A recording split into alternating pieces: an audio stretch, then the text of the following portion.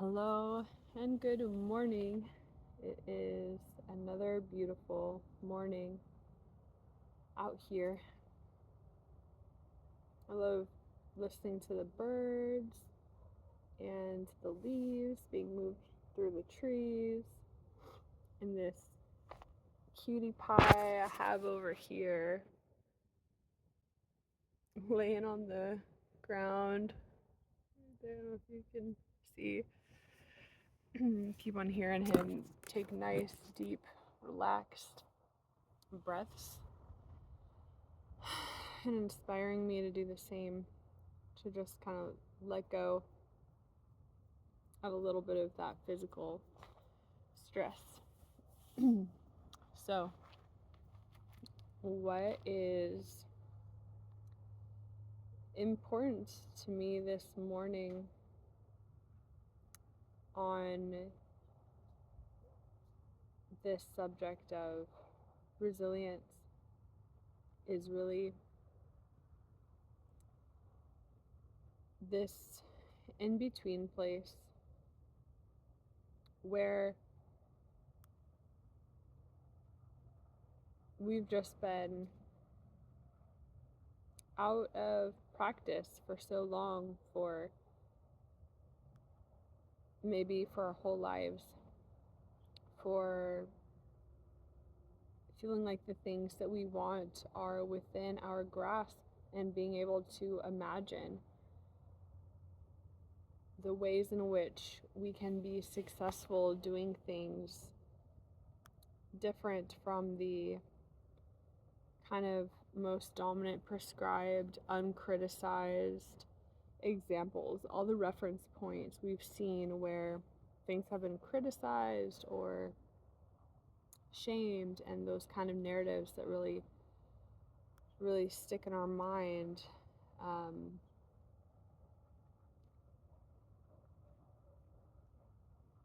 Realizing that there are so many other options, especially as recovered people who do have a much higher capacity for self-responsibility and accountability, and for feeling our emotions and our bodily sensations and responding in line with what is compatible with our values um, and goals, with how we want to experience life, and what parts of society and social groups we want to belong to, where certain rules or customs or assumptions are kind of the dominant belief, Um, and I think it's really important to remember that now we can feel things more, um, without numbing ourselves to the extent that we used to before recovery. That allows us to have that one hope, that one essential key that we need to have certainty that what we dream about can happen. Because what we dream about isn't going to happen in just the kind of life we want to live, the kind of experiences. It's not going to happen to anybody in just some kind of like um, generic prescribed way. Everybody's story of how they get to what they want to experience, it's different, because it means that they have engaged with their thoughts, their emotions, their other people, um, all of these very unique scenarios, in a way where they were still able to mentally have that belief, mentally and physically in their body have the belief that the thing that they're after is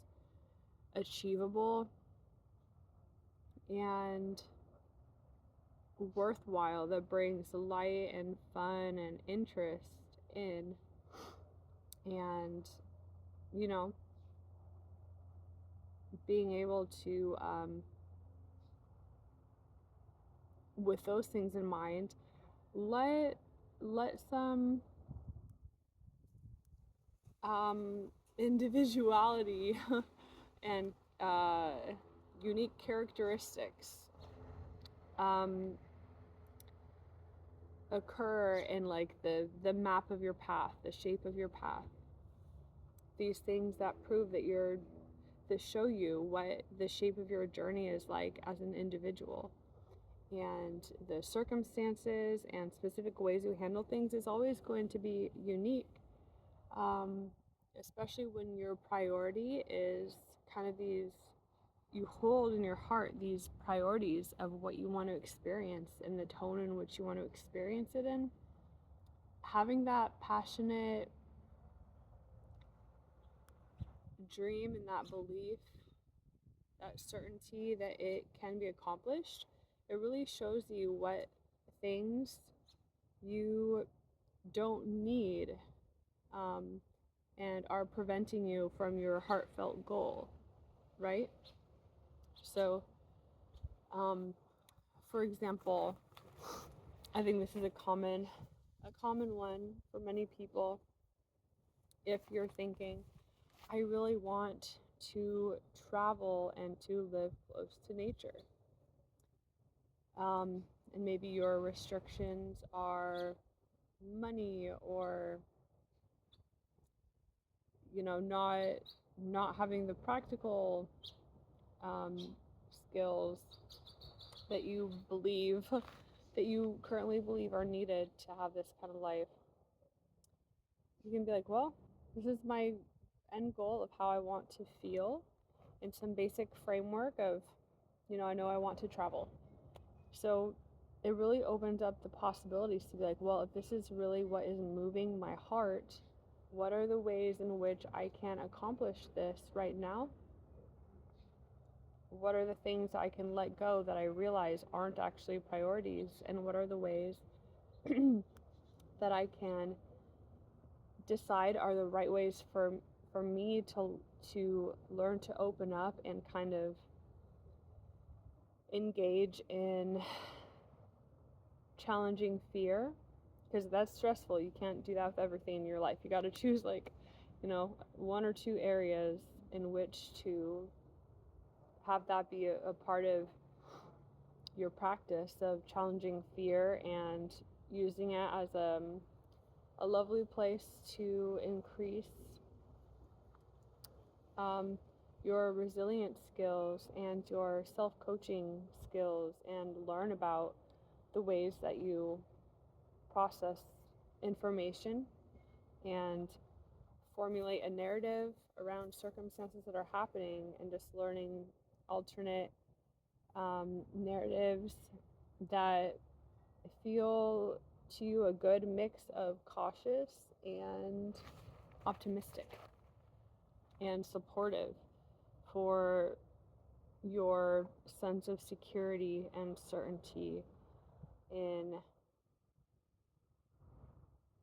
your ability to enjoy being alive, and being in your unique life, being your unique self. So, so in the example, if we're wanting to travel, and we know that's our heartfelt goal that really motivates us to be a better person, I mean, according to our standards of how we want to organize our energy and what we know our potential holds and is compatible with our strengths and weaknesses. That inner conviction, a good way to tell this sometimes is just this thought of not liking something or liking something, being like, oh, if I like it, if I have this focus around it, that means that it's within my scope of possibility. If I don't like it, it's not within my scope of possibility. Because why is something going to be a possibility if we don't like it anyway? But yeah, being able to just think, well, what are the trade-offs? What are the unique ways in which I can really feel into what is authentic for me and connect to other people on that level, on the level where we aren't acting according to mental models of what we believe something is supposed to look like or how something is supposed to happen necessarily, but we're going by that mental model of how we feel. Now that we can hear our feelings, our bodily sensations as recovered people, how those inner feelings cause us to act differently, and honoring what we can authentically give ourselves and others in the moment. And if there's something else that we're wanting to give in a moment or wish we could give, thinking if there are ways we can get there that feel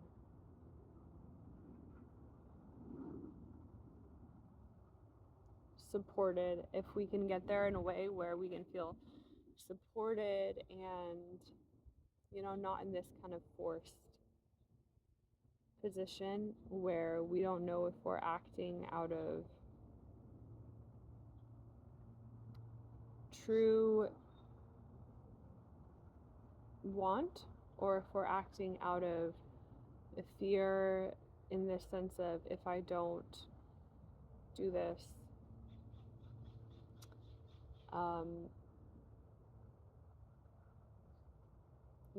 something really bad will happen. The difference between going towards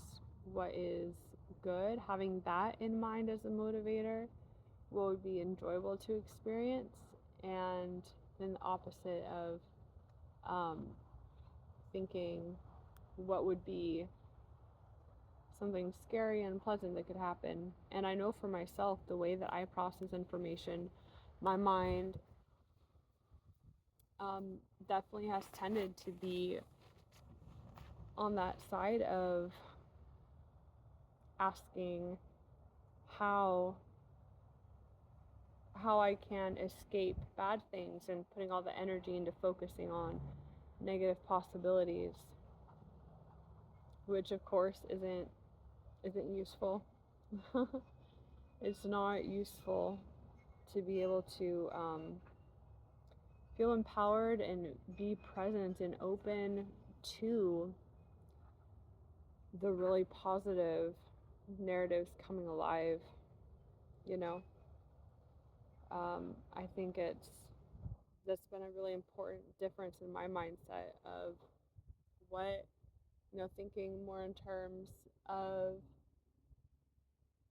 what am I wanting to go towards.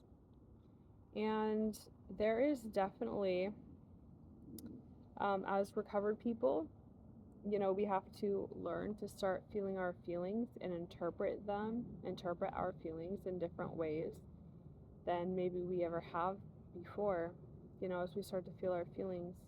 feel our bodily sensations, have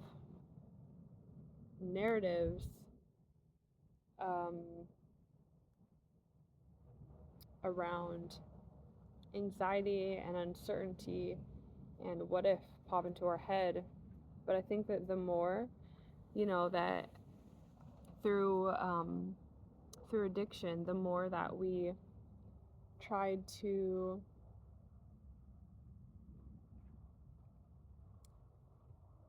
not listen, just not even be available to listen to these thoughts, feelings, bodily sensations, not even acknowledge them.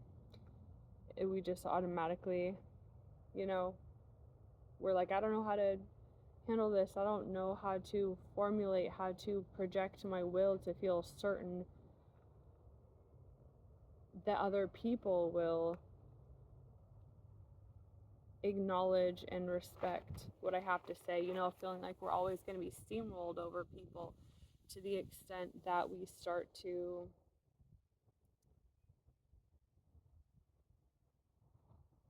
not even be certain in our own self. um, it can start to become this feeling that we are being kind of chased by these thoughts and what ifs without examining them and realizing, oh, that's not logical, or that's not likely, or that's not a narrative within the scope of possibility of what is healthy for me to entertain. Like, yes, we can entertain really frightening um, ideas, um, or really negative possibilities, but that's probably not going to,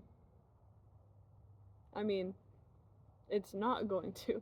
it's not going to fortify that sense of,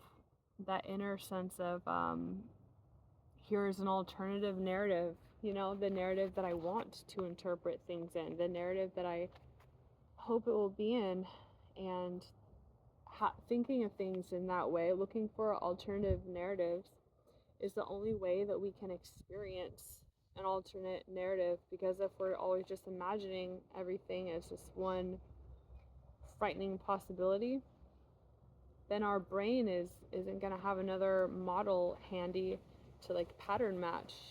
with. Like, our brain is going to see similarities, and what's that term,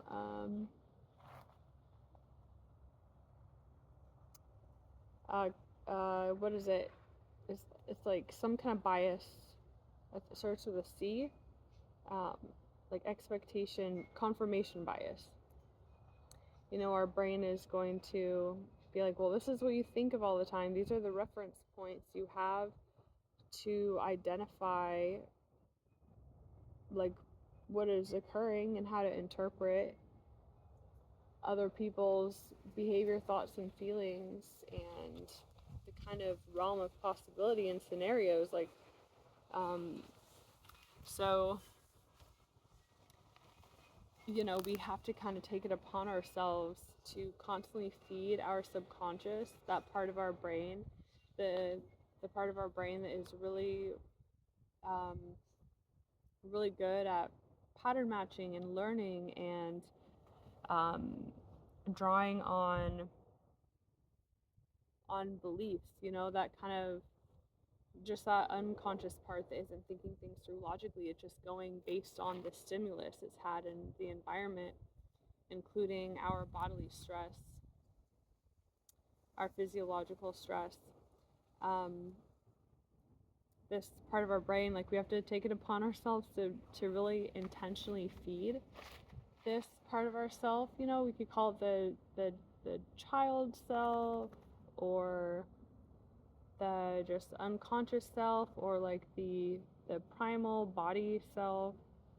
Um, just something that acknowledges that as resilient people, as we continue to learn how to support our minds and bodies to co-create and partner with each other, we need to be aware that the more our mind and body experiences stress or sees patterns, the more our subconscious is going to be giving us thoughts and bodily responses of like, bracing ourselves, more stress. It's going to be giving us these things to, try to interpret the scenarios around us. So I think it's really important to be actively surrounding ourselves with positive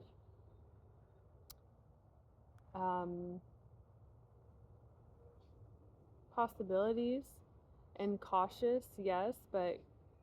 I think that there's a way to, you don't have to go all towards only positive, only, no preparations, no realistic, like real world kind of disappointment mode or adaptation mode, to all the real possibilities that are in life. I think the balance is, for me at least, really prioritizing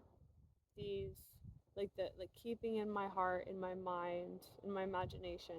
what would be like the best case scenario, like what makes my body and my mind feel that sense of excitement and pleasure and relaxation and um, excitement, and then keeping that really strong so that my brain can pattern match and be available for when that narrative is present, to like engage in that narrative. The narrative isn't going to be just dropped upon us most of the time. Like, we have to be an active participant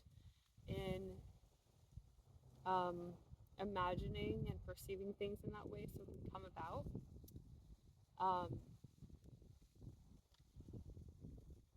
What are the ways that we can also prevent from seeing the negative, the worst case scenarios, maybe addressing that, acknowledging, like, I have this backup plan, um, other than like trust and just this like vow of providing security for ourselves and knowing that we can find the help if we seek it out. Other than that, as like a generalized backup, it's good to have one, like an idea of a practical backup in case of worst case scenario, because the world is unpredictable, like that is a reality, and but we want to respond to our fears in a way so that they don't dominate our our tone of life and our quality of life, and so they don't um, these fears don't cause us to miss out on the beauty and the joy and the play that we can experience as being alive, that is our birthright as living beings. I think the middle ground there between, preparing for a worst case scenario and imagining, keeping your heart holding this ideal of such beauty and joy. The middle ground, I think, is acknowledging the power and the sacredness of just how we handle when things don't go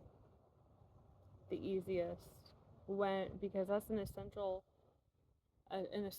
part of all of our lives, the ways in which we process and redirect and handle things when it doesn't go the ideal way. That's a really important theme, and a really important part to being our own coach and being resilient,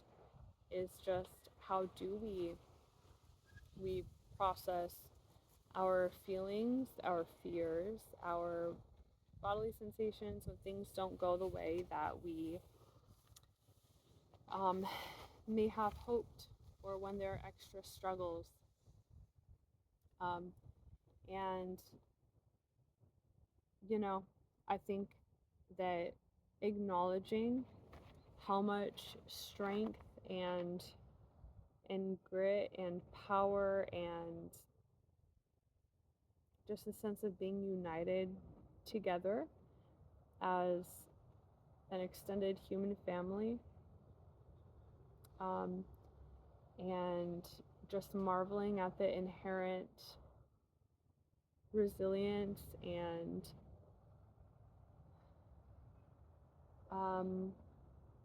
strength of human beings. That is our birthright as human beings, just the primal,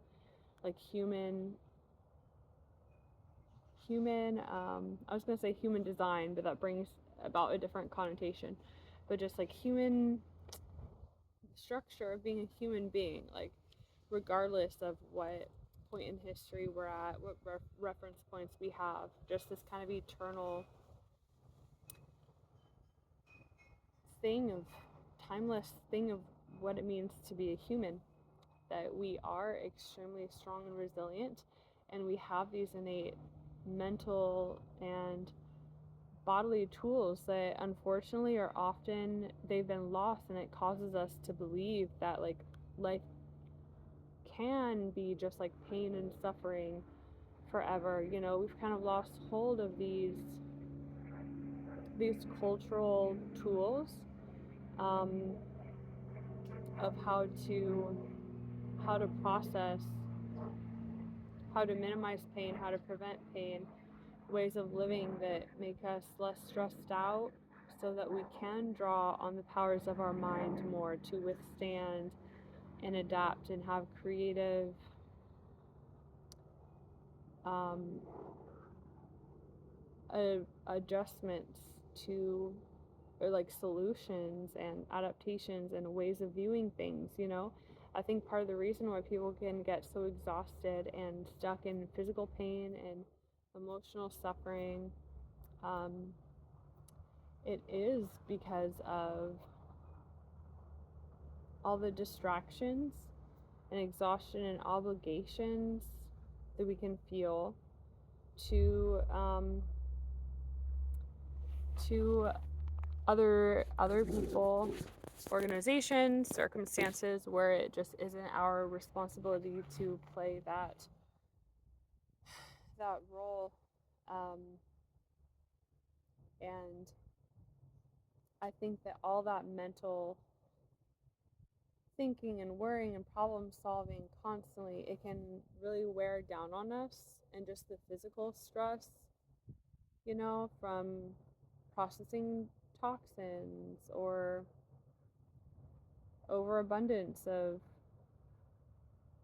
you know, fat or like, I don't know, sugar, artificial flavors, and all these things, you know, that adds like just a body load, like a load of stress on the body, the organs. It's just extra difficult for our body to process it. Um, the ways that we cope with, we attempt to cope with stress, it can have a lot of side effects, you know, trying to control our job, having enough money, having employers be happy, having, um, you know, according to the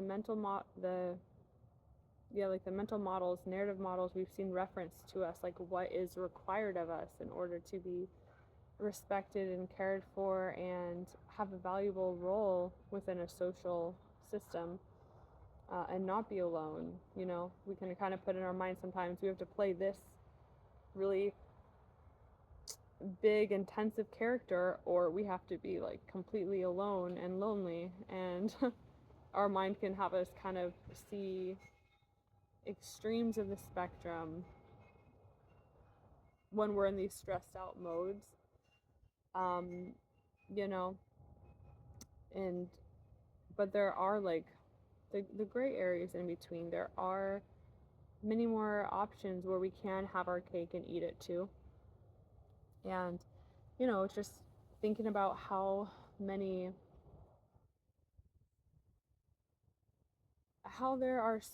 there's so many more complex things involved these days that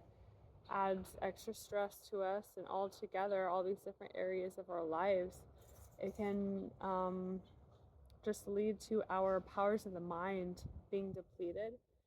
so that we aren't able to access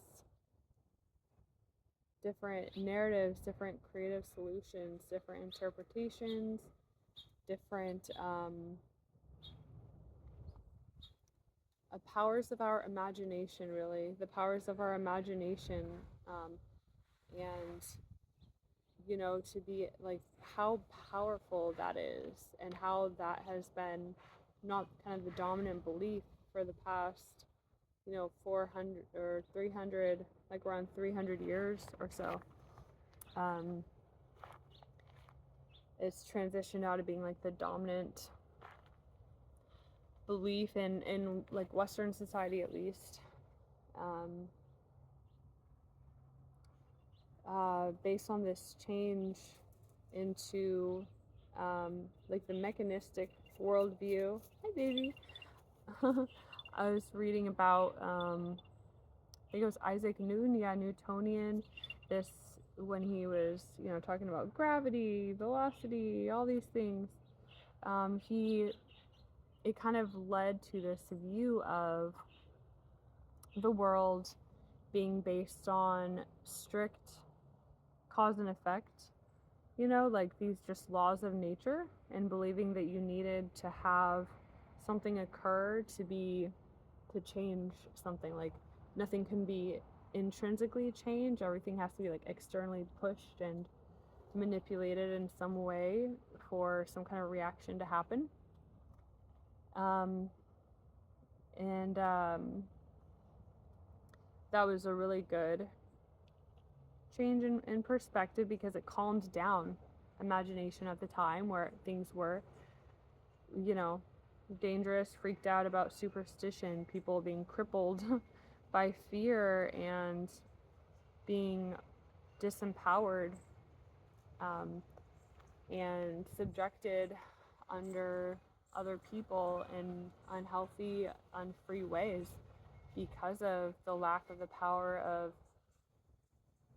or because of the lack of imagination for good things. It was more based in fear. So it's good that we had that as a human population, culture of Western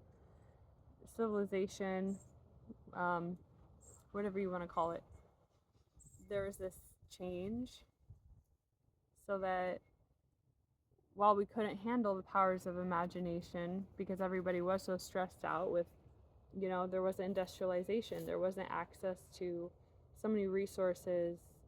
we take for granted now that relieve stress and give us certainty. So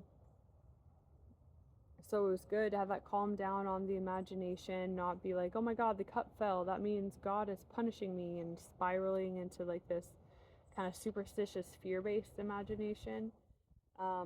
But something we also lost was now that we are mature enough as societies or have different options available to us, we can be like, well, we are really secure, and it makes it so much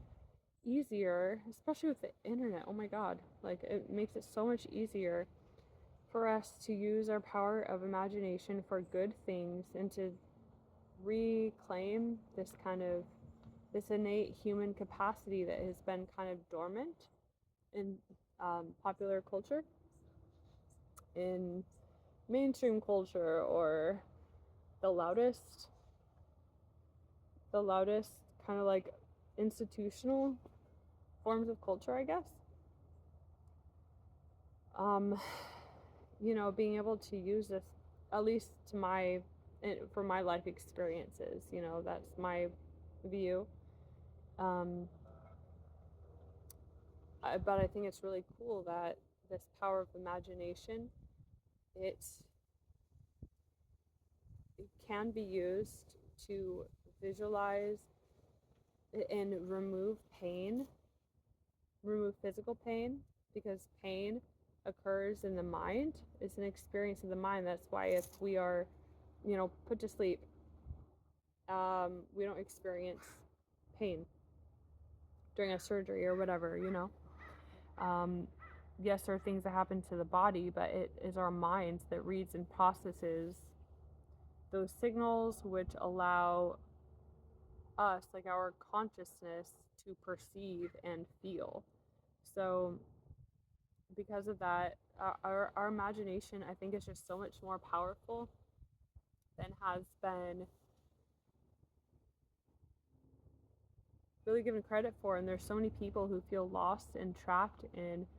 suffering and chronic pain and illnesses. And yes, there are real physical things, and there are real,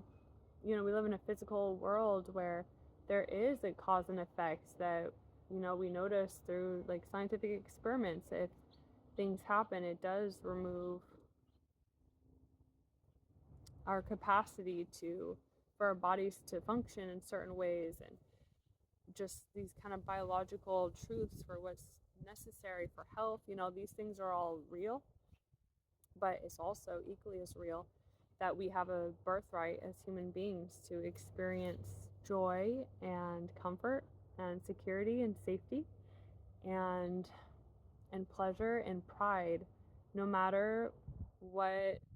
condition or method of functioning and operating, no matter what that pattern looks like within our bodies, no matter how our body may overcompensate to handle our external circumstances. The power of our mind is incredibly important and useful and such a precious tool in order to claim that birthright of enjoying being alive and being an embodied being, having a body. And yeah, I just think that's really, really powerful to remember how we can have this experiment with ourselves to learn like what parts of this kind of primal, timeless framework for the human, our capacities, how we can establish a different type of relationship to ourselves, so that we are available to have a different type of relationship with the world around us.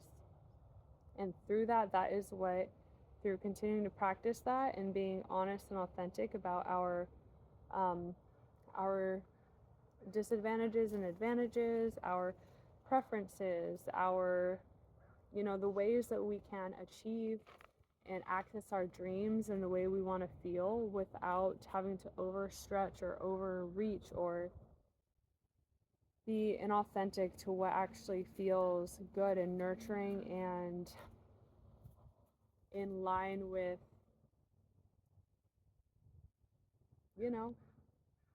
our unique capacities or incapacities. The more we can continue to do this, the more we can maintain this essential, like, only sane perspective. Like, the only sane perspective is to take this underlying assumption that being alive is good, being a human is good, having a body is good, the natural world is good, and other people are essentially good, or other people, including ourselves, like humans, are essentially good. Like, all of these like essential perspectives that are like the building block of sanity and like a sane, measured, stable, predictable world that prevents suffering and handles suffering in the most compassionate, healing way possible. In order to have these things, we have to do our own part to reclaim our own relationship to ourselves and the way that we access our innate human powers, and just being aware and careful of how the things around us, the way that we might notice effects on how it changes our kind of underlying assumptions, or the reference points that we are feeding our subconscious to see as examples for possibilities. Because even fiction, our mind will take this as examples of possibilities. I think it's really important to feed ourselves with things that help us feel empowered and see positive examples, because we can daydream all day long about all the fearful things, all the examples we've seen of negative, fearful possibilities, the examples we've lived. But it's just as worthwhile and even more worthwhile to use that same imaginative, creative power to daydream and write and consider um, positive, positive, exciting, safe, healthy narratives, including the aspect of the tone through which we handle disappointments or uncertainties or fear or um, painful memories or just painful, stressed bodily sensations. So, yeah, this is what is on my mind today. And I feel really grateful to be out here in this beautiful weather. I feel like my phone's gonna say it's starting to overheat soon. I'm really grateful to be out in this beautiful weather though. And honestly, to have access to a backyard. I normally don't have access to a backyard, and it makes a big difference with being able to feel just like my guard is down, being able to be out in nature, knowing that it's kind of like its own room out here. Like, it makes a big difference, and I'm grateful to be staying here at my friend's house. And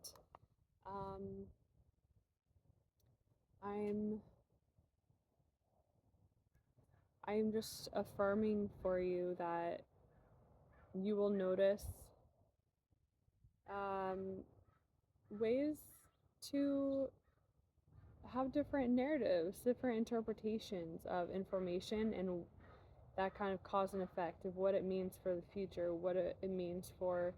possibilities of the present, and that you will remember that your own authentic life path is going to be unique from anybody else's, and other people's paths are inspirational, positive reference points and inspiration to look at options or proof that it can be done. But your unique path will look different, and the only way to go through your unique path, to have these things you feel so impatient for, that you feel passionate about, excited about, the things that you just want to say fuck it to everything because you're so frustrated that why can't you have this thing, and you maybe want to take shortcuts that aren't healthy for you, that will kind of undermine your whole desire of how you want to feel, this kind of sense of impatience, that you will be able to just continue to realize that your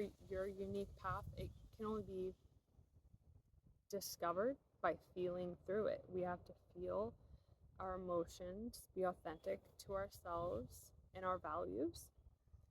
and we have to be courageous and allow people to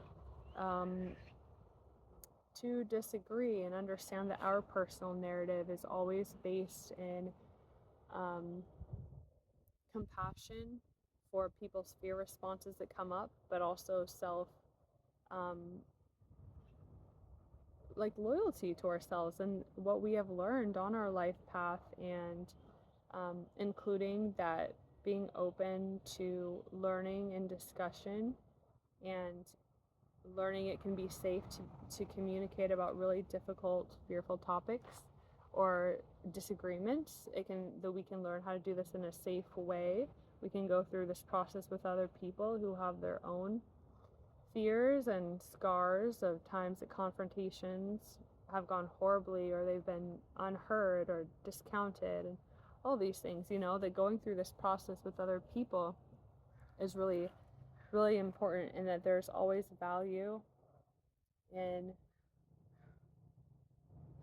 being courageous to learn things with different people, help one another learn, and remember that